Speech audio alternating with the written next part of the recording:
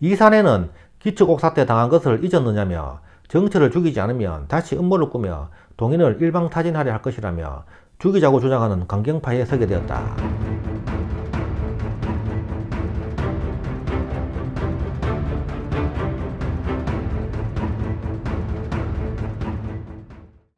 북인의 거두 악의 이사내편입니다. 1539년 명종대에 태어나서 1609년 광해군까지 70세를 살았다. 이사내는 청풍 현감을 지낸 이집원의 아들로 한성에서 태어났다. 이사내는 고려말 성리학자 목원 2세의 7대손이고 토종비결로 유명한 이지함은 그의 작은아버지였다. 오성과 한음으로 유명한 한음 이덕형은 그의 둘째 사위이다. 이사내는 어려서부터 작은아버지 이지함에게 학문을 배웠다. 그는 어려서부터 글씨에 재주가 있어 5살 때 시를 지었고 6살 때에는 장문에 글을 지어 모두를 놀라게 하였다. 작은아버지 이지함은 아이가 우는 소리를 듣고 기특한 아이이니 잘 보호하라며 우리 집안이 이 아이로부터 다시 흥할 것이다 라고 했다고 한다. 이사내의 이런 총명함이 궁궐에까지 전해져 명종에게 불려가 그 앞에서 글씨를 쓰기도 하였다. 그의 출생에는 한 가지 전설이 있는데 명나라의 외교관으로 파견된 아버지 이집원이 사내관에서 부인과 동침하는 꿈을 꾸었는데 같은 날 한양에 있던 이사내의 어머니도 남편과 동침하는 꿈을 꾸고 잉태하여 아들을 낳았다는 것이다. 그리하여 집안에서는 이집원의 부인을 의심하여 내치려다가 이사내의 삼촌 이지함의 만류로 참았는데 이집원이 귀국한 뒤 꿈꾼 사실을 말하여 부인의 결백함이 입증되었다고 한다. 그래서 아들의 이름을 아버지 이집원이 꿈꾼 곳인 사내관의 이름을 따서 사내라고 하였다는 것이다. 16세인 1545년 을사사화가 일어나 그의 집안이 화를 입게 되자 고향인 충청도 보령으로 이주하였다. 윤원영이 그의 재주를 알아보고 사위 삼으려 했으나 아버지 이집원이 정난정의 딸일 줄도 모른다고 생각하고 거절했다. 이사내는 삼촌 이지함에게 학문을 수학하다가 뒤에 남명 조식을 찾아가 수학하였다. 그는 조식의 문화에서 만난 정인호, 곽재우, 김우홍 등과 함께 훗날 북인을 형성한다. 이사내는 그 뒤 태계 이황의 문화에도 출입하여 학문을 배웠다. 19세인 1558년 진사시에 합격하여 진사가 되고 성균관에 입학하였다. 21세인 1560년 성균관 유생으로 있을 때 명종에게 학문의 뛰어남을 인정받았고 성균관의 제술에서 1등을 하기도 하였다. 22세인 1561년 식년문과에 병과로 급제하여 승무원 권지를 거쳐 승무원 부정자가 되었다. 23세인 1562년 글씨를 잘 쓴다 하여 추천을 받아 홍문관 정자에 임명되었고 그의 명종의 명으로 경복궁 대액에 글씨를 쓰기도 하였다. 그 뒤 홍문관 저작, 홍문관 수찬 등을 역임하였다. 25세인 1564년 병조자랑, 수찬, 이듬해 정언을 거쳐 이조자랑이 되었다. 28세인 1567년 1월 명나라의 사신을 맞이할 원접사 종사관으로 국경에 나가 명나라 사신 일행을 영접하고 되돌아왔다. 그의 4월 홍문관 교리가 되었다. 그의 6월 명종이 죽고 선조가 즉위하자 홍문관 직제약 지제교 겸 경연 시간관이 되어 춘추관의 사관으로 명종실록 편찬에 참여하였다. 이후 의정부 사인, 사헌부 지비, 직제약 등을 역임하였다. 31세인 1570년 당상관으로 승진하여 통정대부, 승정원 동부승지, 대사관, 부제약 등을 역임하였다.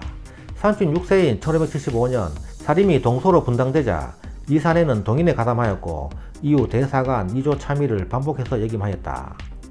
39세인 1578년 사관은 대사관으로 있을 때 진도군 이수에 뇌물사건이 발생하자 서인의 거물 윤현, 윤두수, 윤궁수 세 사람의 제약을 마구 파헤쳐 결국 이들을 탄핵하여 파직시켰다. 이후 홍문관 대제학과 승정원 도승지에 제수되었으나 맹공격을 당한 서인들이 그의 임명을 반대하고 나섰는데 그때마다 이사내의 글재주와 문장력, 언변 능력을 인정한 선조의 각별한 신뢰로 취임할 수 있었다. 40세인 1579년 가선대부로 승진하여 사헌부 대사관이 되었다. 44세인 1583년 한 해 동안 2조, 예조, 병조의 판서를 거쳤으며 그해 9월 의정부 우찬성으로 승진하였다. 그리고 10월에는 다시 2조 판서가 되었는데 그가 2조 판서에 임명된 것에 서인들의 반발이 거셌다. 정철을 비롯한 서인 세력들은 한 사람에게 오랫동안 인사권을 주면 권한이 커져 문제가 될 수 있다고 하였으나 선조는 소인배처럼 이사내를 헐뜯는다고 역정을 내기도 하였다. 결국 이듬해에 이사내는 사직상소를 여러 번 올렸으나 거절당하였고 예문관 대제학이 된 후에도 직접 조정을 3번이나 찾아가 사직을 청하였으나 선조의 간곡한 부탁에 허락받지 못했다. 이사내는 그 뒤로도 예조판서, 병조판서 등을 역임했지만 서인들의 계속된 공격과 험담이 이어졌다. 그래서 1585년 공마가 운송되는 도중 대량으로 폐사되는 일이 발생하여 이산해는 사퇴하려 했지만 선조가 만류하여 사퇴하지 못하고 휴가를 받은 뒤 이조판소로 복귀하였다. 하지만 또다시 이산해를 공격하는 상소가 올라왔고 이산해는 출사를 거부하고 사직상소를 올렸다. 이에 선조가 어찌 이리 헐뜯는 자가 많은가, 나의 대우가 정성스럽지 못하여 이런 것인가, 속히 출사하라 라며 이산해를 달래야 했다. 이에 다시 이조판서가 되었으나 이산해는 여전히 서인들의 공격과 험담으로 힘든 관직 생활을 보내야 했고 이후에도 수차례 사직상소를 올렸으나 왕이 반려시켰다. 49세인 1588년 서인의 반대에도 불구하고 선조는 이산해를 우의정으로 임명하였다. 50세인 1589년 자의정에 올랐다. 같은 해 정열입에 옥사가 일어나자 우의정 정은신과 함께 위관이 되어 죄인들을 신문하였다. 그러나 정철이 우의정 정은신이 정열입의 일가이니 재판관으로는 적당하지 않다 하여 선조는 정은신 대신 정철을 우의정으로 제수하고 위관으로 삼았다. 이때 정철과 서인 세력들은 정열입의 난을 동인 세력을 타도할 절호의 기회로 삼고 정은신, 백유양, 이발 등 많은 동인을 죽이거나 귀양을 보냈다. 이때 정철은 이산해도 함께 얽어 넣으려 했으나 이산해에 대한 선조의 신임이 두터워 뜻을 이루지 못했다. 이산해는 위관인 정철이 동인을 몰살시키려 했다고 판단했고 그 배후로 성혼을 지목하면서 서인들을 혐오하게 된다. 51세인 1590년 영의정에 올랐다. 서인 세력들은 그가 정열입과 친한 것처럼 몰고 갔고 그도 영의정에서 여러 번 물러나려 했으나 그때마다 선조는 사직서를 반려시켰다. 52세인 1591년 후궁소생의 왕자만 있던 선조가 왕세자를 책봉하려 할 때 이산해는 자의정 정철과 우의정 유성룡을 불러 왕세자로 광해군을 책봉할 것을 선조에게 건의하기로 하였다. 이산해는 기축곡사로 서인들에게 앙심을 품고 있었는데 세자 건저 문제를 서인들을 몰아내고 정권을 지기 위한 기회로 삼았다. 당시 선조는 총애하던 인빈 김씨의 소생 신성군을 내심 왕세자로 생각하고 있었다.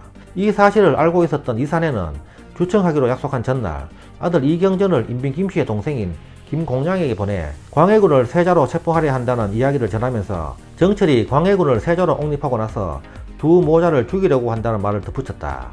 이를 김공량이 인빈 김씨에게 전했고 인빈 김씨가 선조에게 울면서 하소연을 하자 선조는 극노하였다. 주청하는 당일 이산해는 병을 핑계로 나타나지도 않았고 유성룡은 선조 앞에서 입을 다물어 버리자 성격이 급한 정철 혼자 광해군을 왕세자로 책봉해야 한다고 건의하였다. 매우 화가 난 선조는 그 자리에서 정철을 파직시킨 후 유배를 보내버리고 같은 서인으로 이에 동조했던 이성중, 이해수 등은 모두 외직으로 강등되었다. 이때 정철을 비롯한 서인 세력 처리 과정에서 동인은 다시 남인과 북인으로 갈라진다. 유성룡 등은 정철을 죽이는 것은 너무 심하니 유배를 보내는 선에서 끝내자고 주장하는 옹건파에 이산해는 기축옥사 때 당한 것을 잊었느냐며 정철을 죽이지 않으면 다시 음모를 꾸며 동인을 일방타진하려 할 것이라며 죽이자고 주장하는 강경파에 서게 되었다. 정철이 귀양가자 이산해는 동인 가운데 정철에게 쫓겨났던 자들을 불러 조정에 관직을 메웠고 정철을 따르던 사람들을 내쫓았다. 이산해는 유배된 정철의 사형을 왕에게 건의하였으나 거절당했다. 그러나 정철은 결국 1593년 유배지에서 병사한다.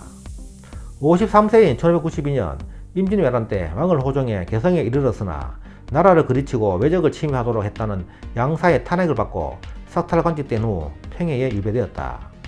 이산해는 3년간 유배지에 있으면서 시와 서예, 그림을 그리며 우울함을 달래곤 했는데 임진왜란 중에도 그의 작품을 구하러 유배지를 찾아오는 사대부들도 있었다고 한다. 56세인 1595년 서인들의 반대에도 불구하고 선조의 특명으로 석방되어 관작을 돌려받고 돌령부 영사가 된 후 홍문관과 예문관 대제학을 겸직하였다. 61세인 1600년 다시 영의정에 올랐으나 3개월 만에 사임하였다. 63세인 1602년 기로소에 들어간 후 왕으로부터 궤장을 하사받았다. 66세인 1605년 다시 선조의 뒤를 이을 임금 자리를 놓고 북인이 광해군을 지지하는 대북과 영창대군을 지지하는 서북으로 갈라지자 그는 대북의 편에 섰다. 69세인 1608년 선조가 승하하자 원상으로서 정부를 주관했고 광해군에게 옥세를 넘겨주었다. 1609년 8월 병으로 자리에 눕자 광해군이 친히 의의를 내려보냈으나 차도가 없었다. 그해 8월 23일 한양에서 세상을 떠났다. 향년 70세였고 문충의 시효가 내려졌다. 슬하에 오남 사녀를 두었다. 훗날 인조 반정으로 서인 세력들이 집권하고 북인이 몰락하면서 그에 대한 평가는 대체적으로 부정적이다. 그의 아들 이경전은 인조 반정 이후 서인들에 의해 죽음의 위기에 있었으나 이경전이 인조 반정을 지지하면서 서인의 편에 붙어 위기를 모면하였다. 이산해는 천품이 뛰어나고 학식이 높았으며 어릴 때부터 신동으로 그 이름이 온 나라에 떨쳐졌고 출사한 뒤에는 신하로서 총망을 받았다. 그는 영의정에 2번 임명되는 등 정치가로서의 활약이 두드러진 동시에 문장도 뛰어나 선조 임금 당시 8대 문장의 한 사람으로 꼽혔고 선조로부터 깊은 신임도 얻었다. 그러나 한편으로는 건저 문제를 유발하는 등 선조대에 발생한 당정에 기름을 부은 간신이라는 평가도 있다. 이산해의 묘는 북인 양주 조씨와의 합작묘로 이산해가 말년에 거주했던 충남 예산군 대술면에 있으며 충청남도 기념물 제184호로 지정되었다. 지금까지 이산해 편이었습니다. 감사합니다.